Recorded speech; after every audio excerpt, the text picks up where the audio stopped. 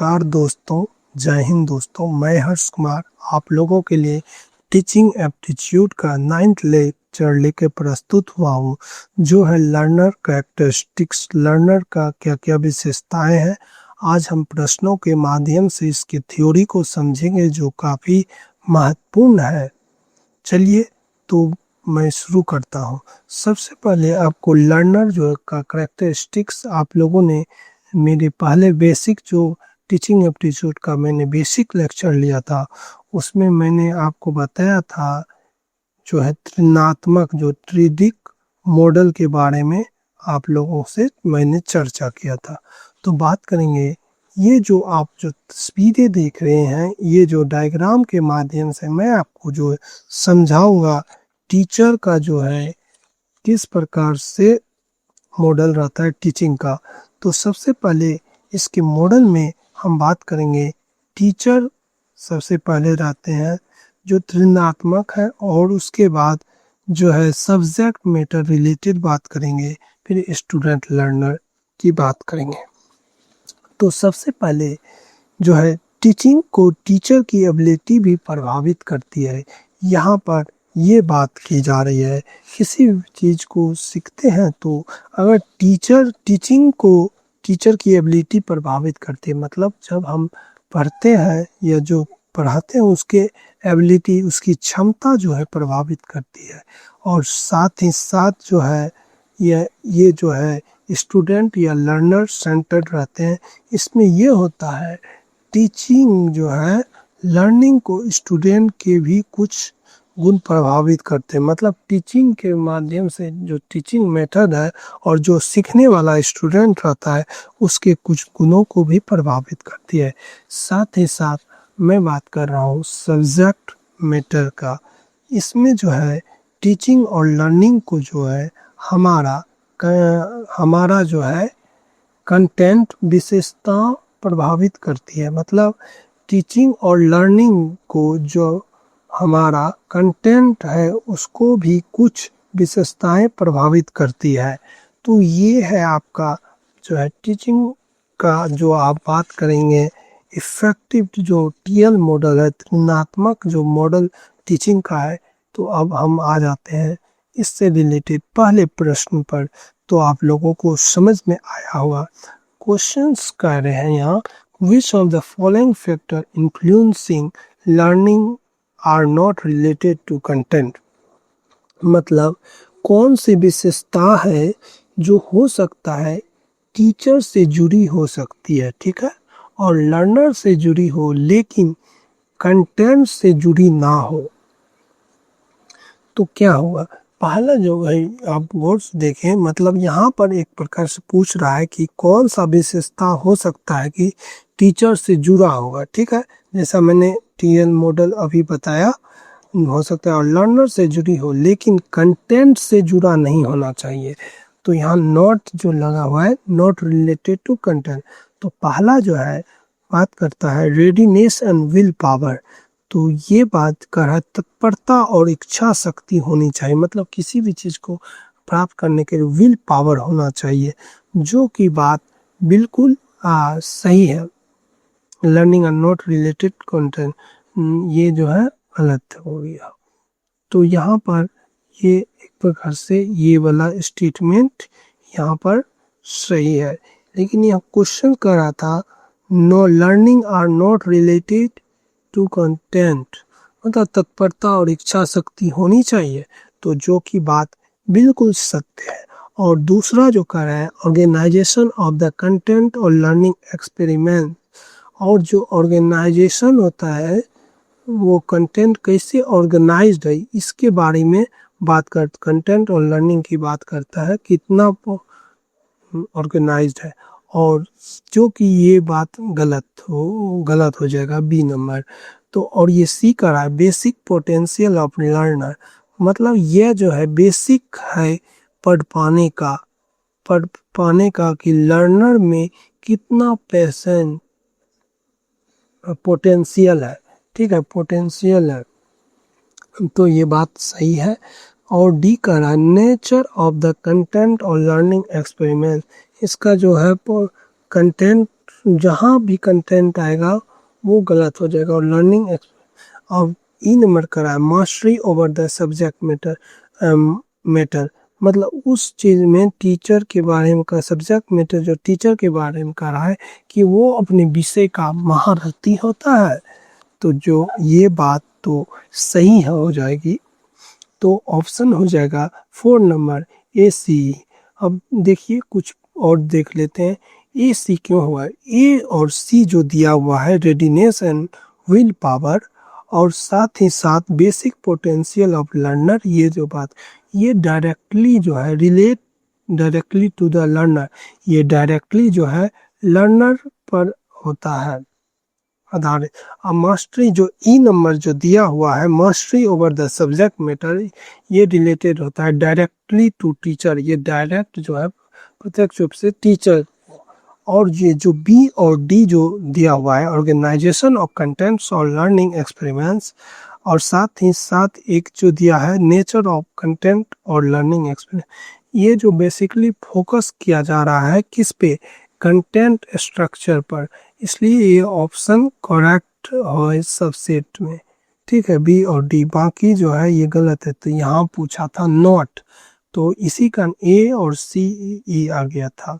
ठीक है, अब इसी में जो है फैक्टर अफेक्टिंग लर्निंग एनवायरनमेंट इस क्वेश्चन में बात कर रहा है, मतलब कौन सा फैक्टर जो इफेक्ट करता है लर्निंग एनवायरनमेंट को, मतलब जो सीखने का जो एनवायरनमेंट होता है वो किस कि कौन जो है फैक्टर इफेक्ट करता है सीखने को प्रभाव। तो पहला ऑप्शन दिया हुआ था फैमिली स्ट्रक्चर, मतलब परिवार का संरचना कैसा है, उसकी स्थिति कैसे है, इस पे भी निर्भर करता है। तो ये बात बिल्कुल सत्य है। और दूसरा जो आधारित दिया है सोशियो इकोनॉमिक स्टेटस, मतलब उसके घर का और समाज में उसकी स्थिति क्या है, इस पे भी निर्भर करता है। लर्निंग और लर्नर, मतलब जो है सीखता है, जो शिक्षार्थी होता है लर्नर प्रभावित करता है। तो ये भी बात सही है, क्योंकि सोशियो इकोनॉमिक जब स्टेटस सही नहीं रहता है तो ये प्रभावित करती है।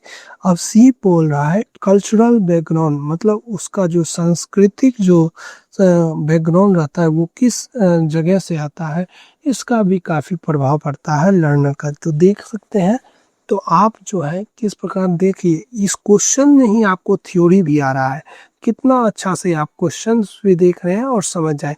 ये जो है यूजीसी नेट 16 जून 2023 को पूछा जा चुका है। अब बात करते हैं डी टाइप ऑफ स्कूल, मतलब वो किस टाइप के स्कूल में पढ़ा है, मतलब कैसा स्कूल में पढ़ा है, ये इस पे भी निर्भर करता है। वो देखिएगा कोई सीबीएसई बोर्ड में पढ़ा रहता है, कोई बीएससीबी बोर्ड बिहार बोर्ड या स्टेट बोर्ड में, तो दोनों के पढ़ाई में काफ़ी अंतर होता है, दोनों के शिक्षकों का भी काफ़ी अंतर हो जाता है। तो ये जो ए बी सी डी ये जो सारे ऑप्शंस दिए हुए हैं ये सभी जो फैक्टर एकदम सही है। तो आपको प्रश्न यहाँ से बन सकता है, देखिए फैक्टर इफेक्टिव इफेक्ट लर्निंग का करेक्टरिस्टिक्स में आप नोट कर सकते हैं। तो पहला है फैमिली स्ट्रक्चर होना चाहिए, देखा जाता है सोशियो इकोनॉमिक स्टेटस, साथ ही साथ कल्चर बैकग्राउंड और टाइप ऑफ स्कूल, ये सभी जो है एकदम फैक्टर इफेक्ट लर्नर का है। तो ये काफ़ी महत्वपूर्ण है। अब चाइल्ड थिंकिंग ड्राइंग, जैसे बच्चा जो है कुछ चाइल्ड सोचता है, अब teacher all modern education theory accept that social structure, economic safety, cultural background and school system holistically shape learner journey। मतलब आधुनिक जो शिक्षा जगत के सिद्धांत ये कहा जाता है सामाजिक संरचना, आर्थिक जो है उसका सेफ्टी होना चाहिए, कल्चरल, ये सभी जो है लर्नर के लाइफ का एक जर्नी है। अब हम आ जाते हैं तीसरे प्रश्न, यहाँ पर हम लोग सीखेंगे ह्यूमनिस्टिक अप्रोचेस टू लर्निंग, मतलब मानव जैसा जो है मानव के जैसा लर्निंग जो है किस प्रकार से करते हैं, ये इस पे पढ़ेंगे। तो चलिए शुरू करते हैं। क्वेश्चंस कह रहे हैं which of the following are humanistic approaches for learning, मतलब कौन सा जो है इनमें से कौन सा तरीका है, ह्यूमनिस्टिक अप्रोच है लर्निंग का। तो इसमें ये भी ह्यूमनिस्टिक का मतलब अर्थ ये होता है कि इंसान की जो लर्निंग है, मतलब जो उसका कैपेसिटी है, ह्यूमन जिस मतलब मानव जो है जिस तरीके से सीख लर्न करता है, किस तरीके से लर्न करता है, इसमें ये बात किया जा रहा है। तो पहला जो हमारा ऑप्शंस दिए हुए हैं, एक बार फिर से देख लीजिए। Which of following are humanistic approach for learning, मतलब ह्यूमनिस्टिक अप्रोच जो है लर्निंग का, इनमें से कौन कौन है। तो पहला जो यहाँ पर दिया हुआ है, हम कलर चेंज कर लेते हैं ब्लू से। देखिए, it emphasis on self motivation और फॉर बेटर लर्निंग, यह जो है सेल्फ मोटिवेशन के लिए काम कर रहा है। मतलब मोटिवेशन जो है इसमें बेटर लर्निंग, अच्छे सीखने के लिए जरूरी होता है। मोटिवेशन की काफ़ी आवश्यकता है। सेल्फ मोटिवेशन, खुद में जो है सेल्फ मोटिवेशन रहेगा तभी हम बेटर लर्निंग कर पाएंगे, सीख पाएंगे। और ये बात जो बिल्कुल सही है, क्योंकि आत्मविश्वास होगा तभी आप कुछ भी सीख सकते हैं, जो कि ये बात बिल्कुल सही है। और दूसरा जो दिया हुआ है, it emphasis is on learning at higher level, ये जो है लर्निंग जो हायर लेवल तक होता है।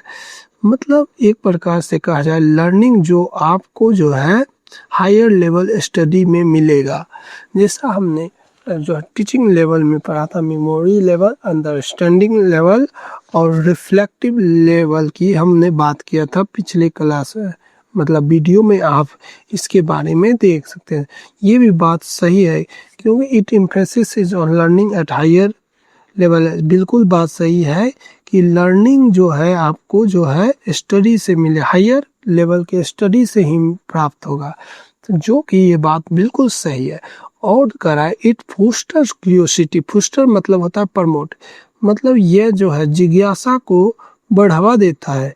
तो ये बात बिल्कुल सही है। जब ह्यूमनिस्टिक अप्रोच रहता है सीखने में तो ये एकदम बढ़ावा देता है, जो बात बिल्कुल सही है हमारे और हमने पढ़ा है। इट इंक्रीज लर्नर रिएक्टिविटी, ये जो है लर्नर का जो है क्या रिएक्टिव बनाता है, तीव्रता लाता है सीखने का, रिएक्ट करने का, जो कि बात बिल्कुल सही है।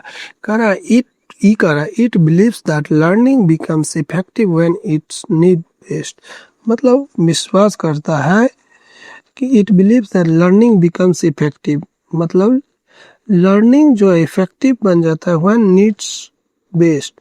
मतलब नीड बेस्ड का अर्थ ये हुआ, लर्निंग जो है ये नीड बेस्ड पर आधारित, मतलब सीखना जो है ये अपने नीड पर आधारित रहता है। मान लिया जाए उदाहरण के तौर पर, यदि कोई बच्चा जो है उसको जो है जबरदस्ती में कहा जाए तुम डॉक्टर बनो, लेकिन उसके अंदर से जो है नहीं रहेगा सीखने का, तो वो उस प्रकार का आउटकम इफेक्टिव लर्निंग नहीं होगा। लेकिन यदि उस लड़के के, अगर कोई और लड़का है, उसे जैसे मान लिया जाए उसको डीएम बनना है, उसके पीछे मतलब यूपीएससी उसको पास करना है, तो उसके अंदर जो है लर्निंग का नीड बेस्ड है, मतलब उसको वही बनना है। तो इस कारण वो उसके लिए इफेक्टिव हो जाएगा, जो कि बात बिल्कुल सही है। उम्मीद करते हैं आपको ये उदाहरण समझ में नहीं आया, तो एक बार फिर से मैं बता देता हूँ कि मान लेते हैं कोई बच्चा है, उसको जो है फिजिक्स में मन नहीं लगता है, ठीक है, और लेकिन उसको जबरदस्ती फिजिक्स बताया जाए, पढ़ाया जाए, उसका कोई उद्देश्य, बहुत अनमना ढंग से, एक तरह से उसका मन नहीं है तो किसी तरह से वो करेगा। लेकिन जिसको जो है नीड्स रहेगा, मतलब हाँ फिजिक्स हम पढ़ रहे हैं तो फिर साइंटिस्ट बनेंगे और इसका अध्ययन करेंगे, तो उसका एक तरह से नीड्स है। तो जो बात ये सही हो जाएगा, यहाँ पर दिया है। अब देखिए कोर कॉन्सेप्ट, जैसा कि ह्यूमनिस्टिक मॉडल्स जो है रोजर और मास्लो के द्वारा भी दिया गया था। फोकस ऑन होल पर्सन, ये होल पर्सन की बात करते हैं, सभी व्यक्ति का। सेल्फ एक्चुअलाइजेशन का और नेटिव क्यूरियोसिटी का ठीक ये जो दिया हुआ है ऑप्शन में आपको सी में दिया गया था। और एक्टिव सेल्फ मोटिवेशन, खुद को सेल्फ मोटिवेट करना, नीड फुलफिलमेंट, सबका फुलफिलमेंट करना, और पिक लेवल ग्रोथ करना सेंट्रल पैरामीटर है। अब देखिए थोड़ा सा यहाँ देखिए सेल्फ एक्चुअलाइजेशन, आखिर सेल्फ एक्चुअलाइजेशन होता क्या है।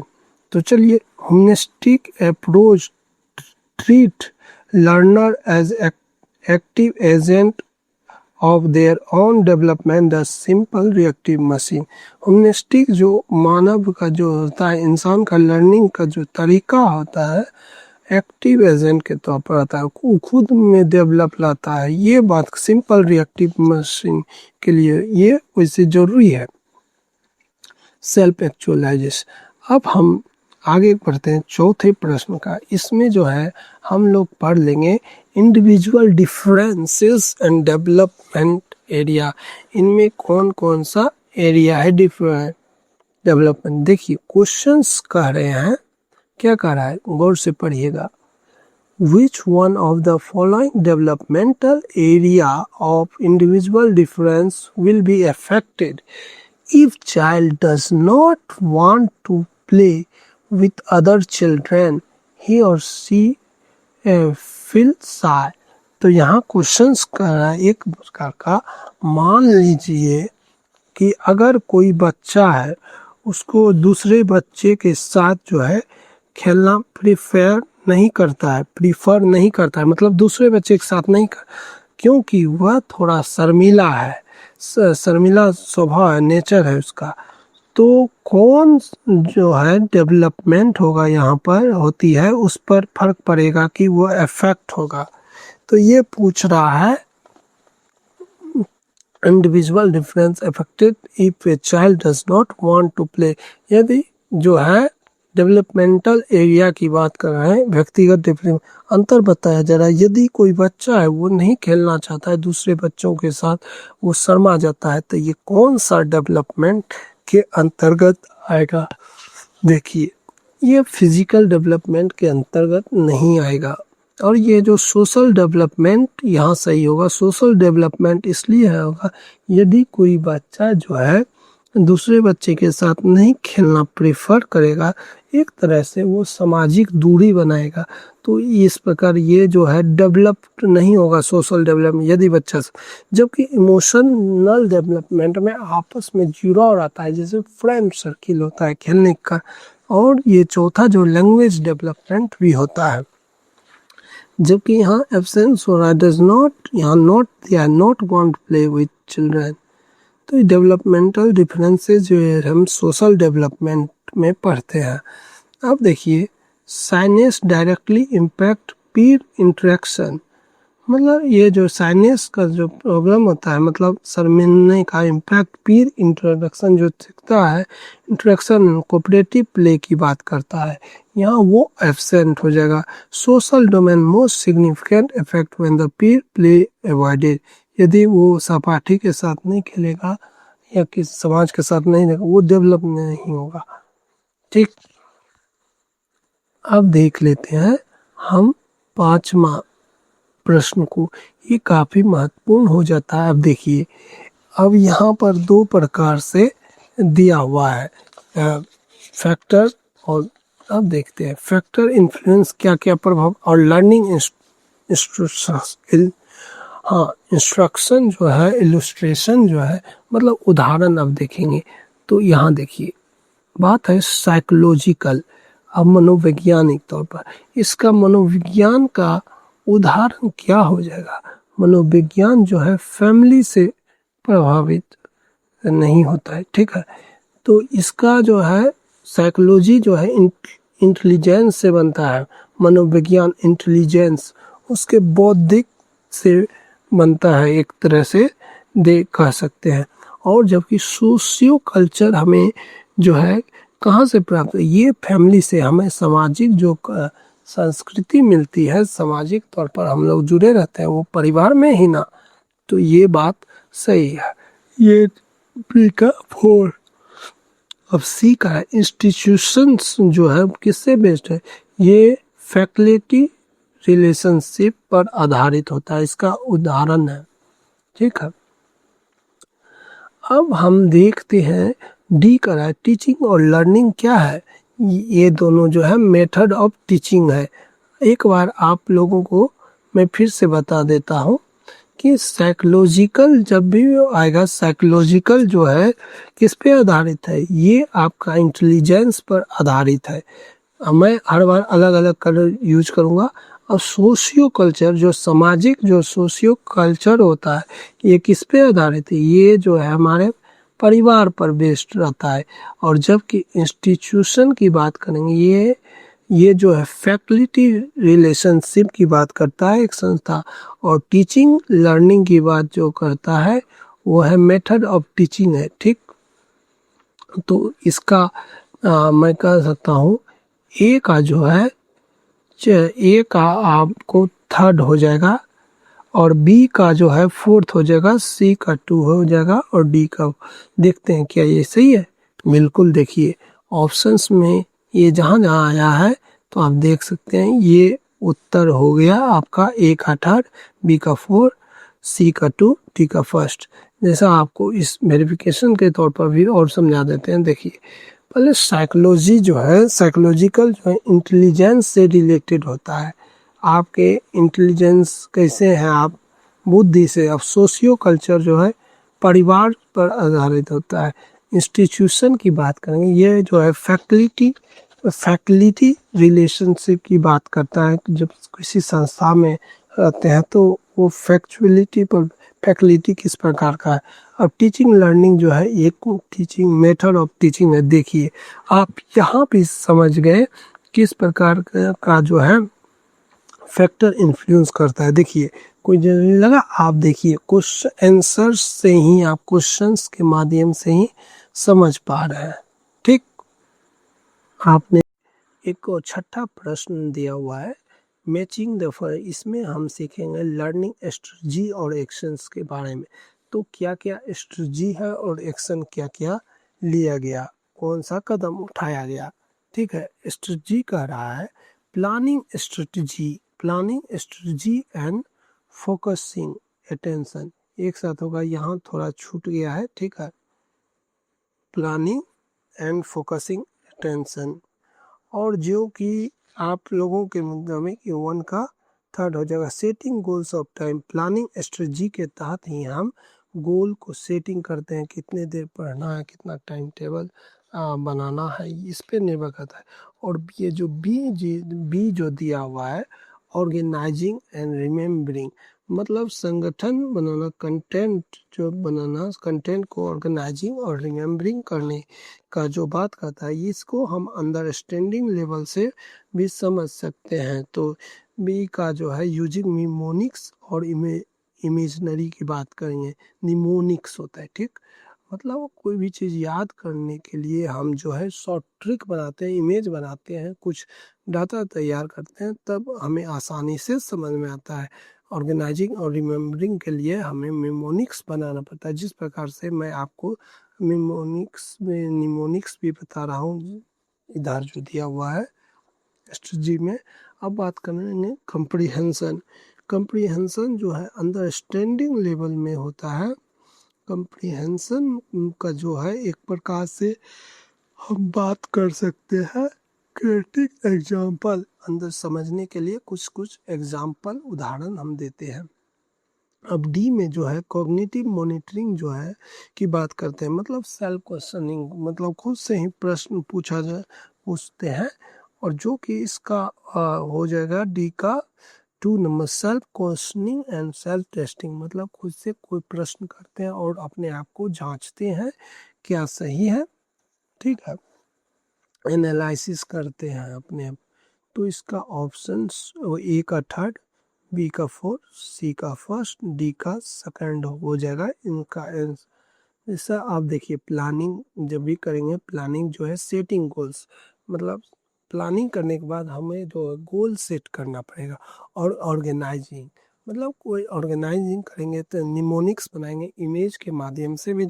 और कंप्रीहेंशन के द्वारा कुछ जो है एग्जाम्पल हम क्रिएट करेंगे। और साथ ही साथ कॉग्निटिव मॉनिटरिंग में सेल्फ खुद को टेस्टिंग करेंगे। आखिर क्या एक अंतिम प्रश्न है, चलिए हम वो भी देख लेते हैं। तो देखते हैं और इसके माध्यम से हम कॉग्निटिव कैरेक्टरिस्टिक्स को समझ जाएंगे। फॉर्मल स्टडी के तौर पर कह रहा है, a student find its difficult to understand, analyze and interpret the concept and principle relating to subject of study formally prescribed। मतलब यहाँ कह रहा है एक स्टूडेंट है, उसकी पढ़ाई का सामान है, मतलब उसको सारा चीज़ है, उसमें उसको एनालिसिस करने के लिए, मतलब अपने आप को जानने के लिए, करने के लिए, इंटरप्रेट करने में और समझने अंडरस्टैंड करने में प्रॉब्लम जो आ रही है, तो उसको कौन सा करेक्टरिस्टिक्स है जिसकी जांच की जानी चाहिए, ये बात किया जा रहा है। मतलब स्टूडेंट को समझने में दिक्कत आ रहा है, उसके पास सारा चीज़ है, तो कौन सा अपने आप को जांचने के लिए क्या करेगा। Which learner characteristic would most relevant such इस सिचुएशन में कौन सा सबसे महत्वपूर्ण हो जाता है करेक्टरिस्टिक। पहला एकेडमिक करेक्टरिस्टिक्स क्या नहीं, क्योंकि इसमें करा पढ़ाई का सामान सारा है आपके पास, इंटरप्रेट कर अंडरस्टैंड करने में प्रॉब्लम आ रही है, तो उसमें कौन क्या किस माध्यम से करेक्टरिस्टिक है। तो इसका देखिए सोशल करेक्टरिस्टिक्स नहीं होगा, इमोशनल करेक्टरिस्टिक्स भी नहीं होगा, और कॉग्निटिव करेक्टरिस्टिक ये बुद्धि पर आधारित होता है। तो जो कि बात बिल्कुल सही है, बुद्धि में उसका जांचा जाएगा। अब देखिए diagnostic understanding analyse interpreting classical mental processing layer है, जो ब्लूज का कॉग्निटिव डोमेन हम लोगों ने पढ़ा है पिछले क्लास में। आप लोगों को मैंने ब्लूज टेक्सोनोमी भी आपको बताया था जॉन डीवे से पहले। आप हमारा जो पिछला लेक्चर आपको नहीं समझ में अगर आ रहा है, तो आप ब्लूज टेक्सोनोमी जो हमने बनाया, जो 5वां लेक्चर है आपके सीरीज में, तो आप उस वीडियो को आप देख सकते हैं। कह रहा है if a child struggle here, यदि बच्चा स्ट्रगल करता है, we must diagnostic prove them, उसको जो है उसका डायग्नोस मतलब निदान करना पड़ेगा कॉग्निटिव कैरेक्टरिस्टिक्स के माध्यम से। अब जैसा आपने ये आज का था लेक्चर, आप लोगों को उम्मीद करते हैं पसंद आएगा, तो आप लोग शेयर करिए, लाइक शेयर करिए, इससे हौसला बढ़ता है। आप लोग इसी तरह हमारे साथ बने रहिएगा। इनकलाब जिंदाबाद। जय हिंद, जय भारत, वंदे।